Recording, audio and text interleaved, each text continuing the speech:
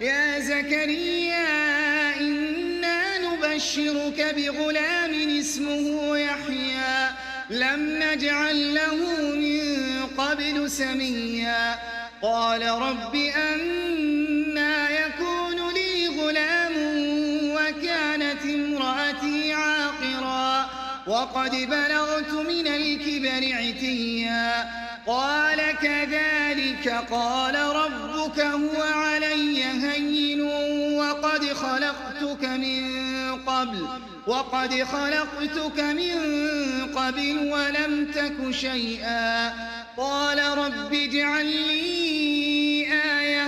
قال آيتك ألا تكلم الناس 3 ليال سويا فخرج على قومه من المحراب فأوحى